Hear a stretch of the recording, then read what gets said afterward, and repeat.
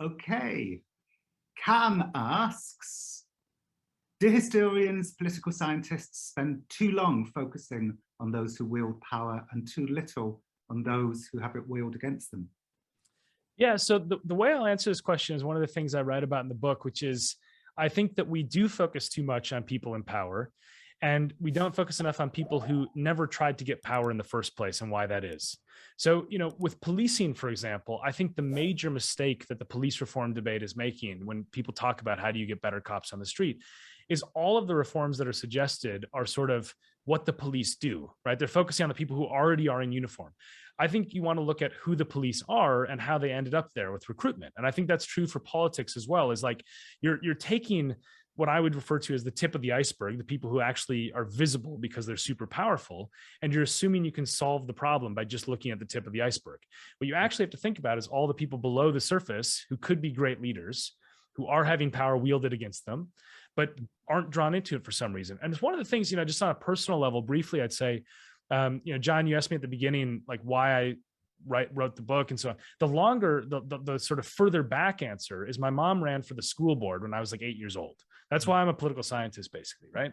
And, I got interested in politics through her. And so one of the things that I remember was that the hard days as a school board member were like the union dispute, or like a parent who wants you to teach evolution is not true, or whatever it is.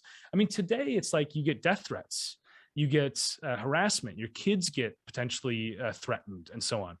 And I worry that there's this aspect where we're taking an already big problem of a lot of people not seeking power because they think it's too costly or awful, and we're making it much worse because just even going into local politics or local service is so potentially personally disruptive or dangerous that you're going to have a self-selection out of power. So I think it's a very astute question where we need to think much more about the people who don't want power and find a way to make them powerful, basically, because the people who are best at wielding it are almost always the ones who don't want it.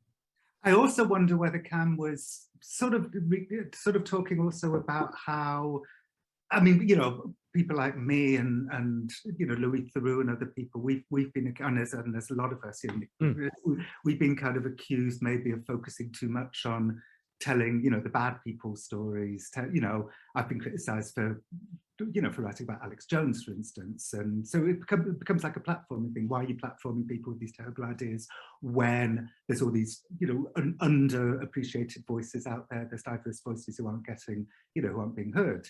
And I think the fact that argument's been going on for a few years now has been really useful for people like me and Louis.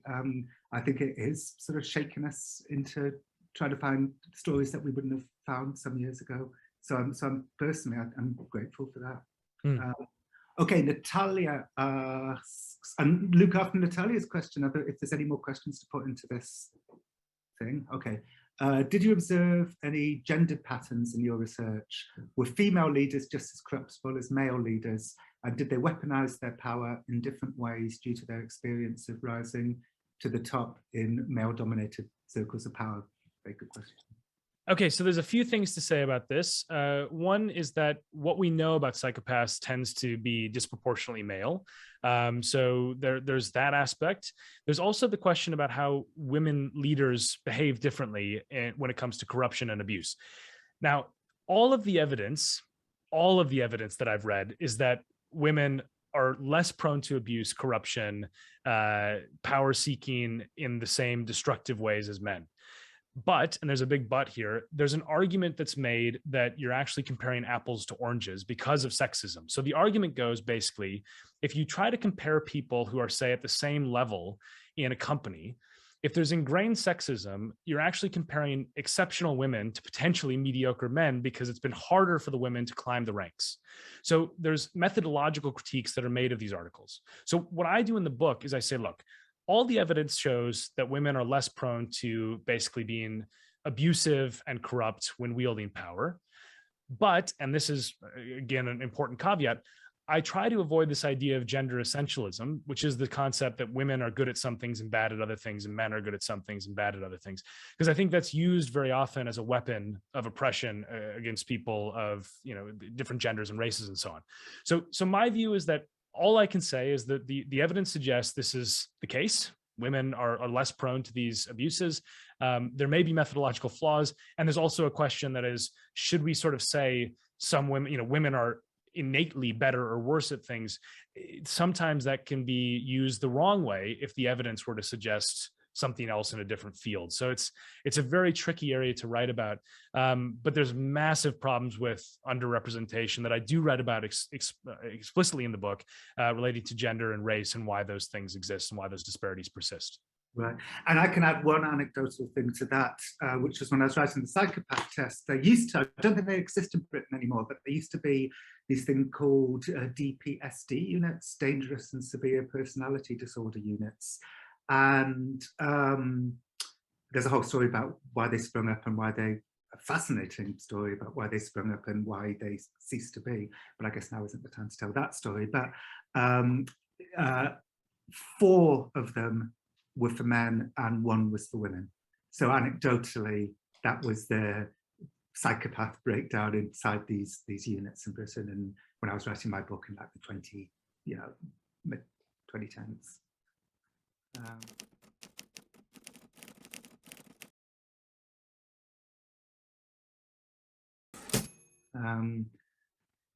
Tony asks, Putin seems isolated from his closest advisors. Is paranoia the final endgame for such autocrats? I'm thinking also of Stalin. Yeah, I think it is. I think that this is one of the things where they become victims of their own cult of personality. One of the fascinating things, I read about this briefly in the book, is that cults of personality seem irrational on the outside. So like, why does Kim Jong-un invent all these lies about himself, right? Like the idea that he learned to drive when he was 3 years old, or that his father composed 10,000 operas, et cetera, right? And the reason is because they're loyalty tests. They're ways to get people to say things that they know are untrue. And then you can sort of separate out the people who are willing to say whatever, no matter how outlandish, from those who are unwilling to say whatever. And the problem is, as the society accepts them, so as like the normal person on the street starts saying, oh yes, Kim Jong-un, of course he wrote 10,000 operas. That becomes less effective as a loyalty test. So you invent a crazier myth and there's a ratcheting effect. So you see this, the longer that these autocrats are in charge, the more crazy the myths become. But they're rational because they're used as loyalty tests. So what I'm worried about for someone like Putin, as the war goes badly and he starts, committing more and more war crimes, is there's going to be a whittling effect of the people who stand up to him. This is something on a very small level, and certainly not with a psychopath, but I worked in politics in the US before I did my PhD. And it's a very easy thing to understand. Like, you have a certain number of chips where you're going to basically play them and upset the person you work for. And you have to decide when to play those chips. If you play too many of them, you're fired. If you don't play enough of them, you lose, or something goes catastrophically wrong. And Putin's probably in a situation where people are terrified of sort of saying, you're wrong. And so he starts to get paranoid about the people around him, that they're not loyal to him, and so on.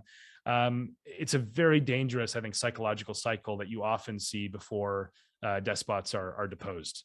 And fingers crossed, at some point this will happen to Vladimir Putin, because I think he has miscalculated in a way that has made it possible that he will not be in power in the sort of medium-term future, which I would not have said 2 weeks ago as my read of the situation. Helen asks, did Katie Hopkins have all 20 traits of the psychopath test? I actually can't remember what her answers were. I remember much better Chainsaw Al Dunlap from the psychopath test, and how he redefined. I went to his house to do the psychopath test on him. This giant mansion, which was filled with sculptures of predatory animals. It's like Narnia. And I said to him, it's as if the Queen of Narnia and Midas flew over a fierce zoo and turned everything to stone. And he went, what? And I went, nothing. But I did the test on him, and I just remember he kind of redefined all the items as business positives. So shallow affect. Who wants to be weighed down with nonsense emotions? And cunning manipulative, and he said that's leadership. So that's how he redefined it. Angela asks, are psychopathic men in power capable of changing their ways? That's a very, I've got an answer to that, but do you want to answer it first? Yeah, although I'd love to hear from you as well, John. I mean, When I talk to the experts who study this, they said that this is why they're so careful with the clinical diagnoses, because there's actually something that's genuinely wrong with their brain, right? I mean, so when you end up getting diagnosed as a psychopath, it has serious implications for this question of whether you can probably be rehabilitated or not, particularly if you committed quite a violent crime. So, it's one of those things that actually philosophically is an interesting angle that I don't discuss in the book, but it's sort of lurking in the back of my mind. Is like, well, we want to keep these people out of power, but if they're born with a broken brain, basically, then it is something where, condemning them in the same way is slightly different, because it's something that is functionally not working about that person. I mean, maybe John, you have a different view on this, but no, unfortunately, I have the same view. It's a bleak, and view just from personal experience and from research. It's the same view. I remember I asked Martha Stout. So if you're, I did a radio interview with her at one point, and I said, so if somebody listening to this is married to a psychopath, what should they do? And Martha Stout's answer was leave. Yeah. It just felt very bleak. She said, you can't hurt their feelings because there aren't any feelings to hurt. And you're absolutely right, of course, to say that's why the clinical diagnosis is so important, because this is like a serious condition. Yeah. And the conclusion I came to just from talking to people was they stop. It's certainly not like all people who score high on the psychopath test commit criminal acts, but there's probably an argument that they all commit some kind of malevolence, whether it's domestic malevolence or just being a bad boss, and it may not be immediately, it probably isn't immediately, it's something that creeps up over the years.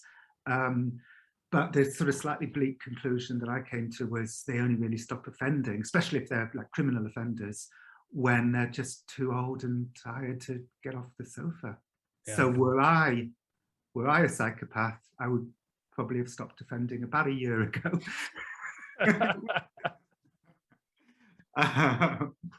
Murray asks, is power most effective when its exercise is hidden rather than manifest?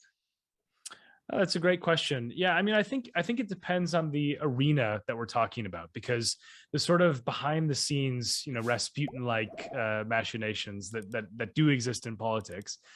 Yeah, I mean, there's certain people who gravitate to those roles as opposed to the roles that are in the spotlight, and they're different types of people. I mean, one of the arguments I'm making in the book is that the system sorts people, right? So people who are drawn to be police officers are disproportionately drawn to policing, and those people are particularly enamored with the idea of walking around with a badge and a gun, and that's potentially a problem that you have to counteract in your recruitment strategies. And the same is true for politics, right? If you've got a person who really likes the idea of sort of being the devil on the shoulder, so to speak, or the Machiavellian advisor, it's a different kind of person. So I don't think it's necessarily better or worse. I think there's differences in how the traits perform. But I do think that one of the things that is worrisome, and this relates to the discussion we're having about Putin, is, there is something more insidious about hidden acts of malevolence in a way, because you can't name them and expose them. So, when Putin's oligarchs are in the spotlight, and rightly so, those oligarchs are propped up by Western, lawyers, accountants, reputation management, specialists, offshore bank accounts. And those are the people who are wielding power in the shadows, yet they're helping the people who are in the spotlight. So it's not that they're better or worse, it's that they often work together in a way where, it's quite difficult sometimes to expose the seeming acceptable abuses of power, because they're done in a way that's dressed up as something it's not. And this is, it's like the best example of this is like Denmark is the top of the corruptions perceptions index, like the least corrupt country in the world. And yet, like, one of its banks, Danske Bank, was home to the worst money laundering history, like scandal in history recently. And it's because it's like they dotted the I's and crossed the T's, and like they paid the fine, and it's not like they stole the money from the oligarchs. So this is an angle where I think some of the times power is dressed up as something it's not, and it may be more insidious for the fact that you can't expose it as easily. Margaret asks, you talk a lot about psychopaths, and I should say that's kind of my fault, because that's the aspect of Brian's book that obviously I know about too. But it is a significant part of Brian's book. It's not like I've taken a footnote and made the whole hour about that. But there's a lot of other stuff in Brian's book too. What about those who empower them? The corrupt elites, the orthodoxies, and the oligarchs with shady interests who create the monsters in power, monsters in inverted commas. Yeah, well, there's a big part of the book where I talk about this idea of the sort of situational malleability of human behavior, by which I mean that like people can do bad things if they're put in the wrong situation. And those are what I think the enablers often end up being. So there's a lot of enablers who end up in situations where it's become socially acceptable to do bad things on behalf of bad people, as long as the society has sort of said, oh, well, this is just part of the way things work. And this is why you have the sort of, you know, crooked dealings and so on with seemingly respectable societies as well, because people get away with it. So, you know, one of the things that I struggled with on a personal level when I was interviewing some of these people is sort of thinking to myself, I'd leave the interview, and, you know, the easiest thing to do is to be like, oh, what an awful person, what a monster, you know. The harder thing is to think, you know, if I grew up in this society where basically your prospects are tied to climbing the ladder in an extremely brutal political system where you don't win by being the best candidate and you don't win by being charming, you win by rigging elections and crushing your opponent and being willing to murder people, you know, at some point that permeates to the rest of society and creates some really bad incentives for people. And so a lot of the research I talk about in the book shows how the same person put into two different situations ends up behaving very differently. The best example of this, and one of the weirdest things I did for the book, was I interviewed Paul Bremmer on a chairlift, because he's the guy who ran Iraq in 2003. He was appointed by George W. Bush, and he's now a ski instructor in Vermont. So I flew out and interviewed him in Vermont, and, you know, we chatted on the chairlift and so on. But like, you know, when he was like the ambassador to Norway, he was like, everything was perfect. He did everything right. And then like the first meeting he gets to in Iraq, where he's living in like Saddam Hussein's son's palace and being shelled in the morning, is he's like, do you think we should shoot the looters? Right. I mean, like, if you're in Oslo, you're not going to be like, should we shoot some people? Right. So there's this profound insight he had, no matter what you think of him, that he's like, everything was different. I was literally in a dictator's palace. I inherited a dictatorship. I was not making the same choices from the same menu. And so I think this is one of the things that I think is worth appreciating, is there are situational aspects. And that's why the system reforms are so important, because it's not just condemning the individuals, it's also condemning the broken systems that produce them. Yeah. God, it's funny to think of Paul Bremmer as being a ski instructor. Like, was he, did you ask him? I mean, he must have. Yeah, well, I mean, I took a ski lesson with him, which is funny because I'm a better skier than he is, because that was my high school sport, was downhill ski racing. So, but like one of the first things he said to me, I was on the chairlift. I write about this in the book. I'm on the chairlift with him, and I'm like trying to like ask him about NATO or something, right? And we stop like underneath the sort of chairlift tower, and he turns to me, he says, when I'm teaching the kids, I always tell them that if you stop under the chairlift tower, it's good luck and you should make a wish. And I'm like, this is like not what I was expecting, right? It's like the guy who's like in charge of Iraq. So it's like the general in White Christmas, which I happened to weirdly be watching last night. If you were Bing Crosby, you'd be like getting the whole airborne division over to sing him a song to cheer him up. You should do that. Yeah. Okay, now it's the last question. And I've thoroughly enjoyed this, and thank you everybody for coming, and thank you, Brian. It's been a really lovely thing. So this is the final question. It's Suzanne's question. What's the best way to work with a psychopathic boss so that you can do your job effectively without succumbing to their actions? I mean, that's really getting to the kind of coalface fix. That's very hard. And I have thoughts, of course. But yeah, well, I'll say it briefly, and then I'll turn over to you, Jon, because you've probably got better thoughts on this. But I mean, I think at this stage, if you genuinely think you have a psychopathic boss and they're being abusive, if you're lucky enough to live in a Western democracy, that's where you sort of try to get them out of that position. And it's worth whistleblowing and so on. It's not worth just passively resisting, because they're likely not going to get better. And they can wreak havoc on an organization in a way that's highly destructive. Yeah, I mean, I think that's a great answer, which I can't better. But just to say that, you know, I think a lot of people will tell you anecdotally that if your boss is a psychopath, there's a lot of encouragement for all the non-psychopaths to start behaving in a more psychopathic way to keep up. And you're right, one of the great changes of the last few years is that it's much more possible to do something about that now. Yeah. Cool. Well, I thought that was a great hour. Thank you. It was thoroughly enjoyable.